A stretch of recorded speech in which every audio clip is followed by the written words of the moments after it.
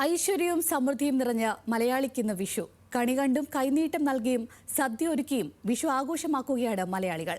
കാർഷിക സമൃദ്ധിയിലേക്കും ഐശ്വര്യത്തിലേക്കും കൺതുറക്കുന്ന പ്രതീക്ഷ കൂടിയാണ് മലയാളികൾക്ക് വിഷുപ്പുലരി. താലത്തിലൊരുക്കിയ കണി പോലെ സമ്പൽ സമൃദ്ധമാകും വരും വർഷമെന്നാണ് വിശ്വാസം.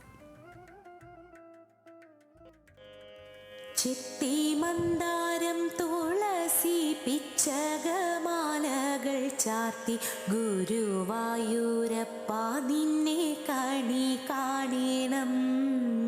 കാർഷിക സംസ്കാരത്തിന്റെ ഓർമ്മപ്പെടുത്തലാണ് വിഷു. കണ്ണനും കണിക്കൊന്നയും ധാന്യശേഖരങ്ങളും കൊണ്ട് സമൃദ്ധമായ കണി കണ്ട് വിഷുപ്പുലരിയിൽ മലയാളികൾ മിഴി തുറന്നു. നിന്നെ കണി കാണണം.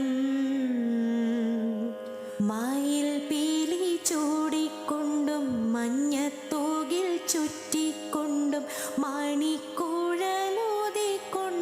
കണി കാണണം. കൃഷ്ണന്റെ വിഗ്രഹം മടക്കി വെച്ച കോടിമുണ്ട്, വാൽക്കണ്ണാടി, നാളികേരം, നാണയങ്ങൾ, പച്ചക്കറികൾ, പഴങ്ങൾ, ഓട്ടുരുളി ഒരുക്കിയ സമൃദ്ധിയുടെ വിഷുക്കാഴ്ച. വിഷു ഒത്തുചേരലിന്റെ കൂടി നിമിഷങ്ങളാണ്. കണി കണ്ടു കഴിഞ്ഞാൽ ഗൃഹനാഥരിൽ നിന്നും വിഷു കൈനീട്ടം വാങ്ങാൻ എല്ലാവരും ഒന്നിച്ചെത്തും. വെളുപ്പിനെ കണി കാണാനായിട്ട് എനിക്കും വീട്ടിലെ മുതിർന്ന കാരണവരാണ് എല്ലാവരെയും കാണിക്കല്. എന്നിട്ട് അതിന് ശേഷം കൈനീട്ടം കൊടുക്കും എല്ലാവർക്കും. പിന്നെ അത് കഴിഞ്ഞേരം രാവിലെ ചിലർ അമ്പലത്തിൽ പോകും.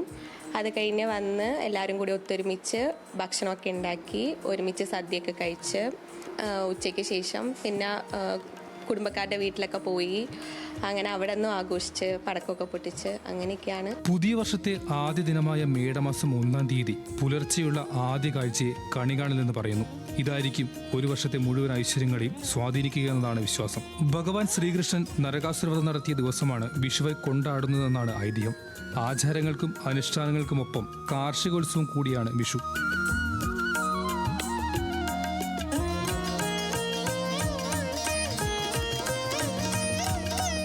വിഷുവിന് ഒഴിച്ചുകൂടാൻ പറ്റാത്തതാണ് പടക്കങ്ങൾ. കുട്ടികൾ മുതൽ മുതിർന്നവർ വരെ പടക്കം പൊട്ടിച്ച് വിഷു ആഘോഷമാക്കി തീർക്കും. വിശ്വാസങ്ങളും ആചാരങ്ങളും പാരമ്പര്യങ്ങളും ഒത്തുചേരുന്ന ഒരു സമഗ്രമായ സാംസ്കാരിക അനുഭവമാണ് വിഷു. മലയാളികളുടെ ഹൃദയത്തിൽ ഐശ്വര്യത്തിന്റെ വെളിച്ചം നിറയ്ക്കുന്ന ഈ ഉത്സവം ഓരോ വർഷവും പുതിയ പ്രതീക്ഷകളോടും സന്തോഷത്തോടും കൂടി വരവേൽക്കപ്പെടുന്നു. Team news Malayalam, Kozhikode.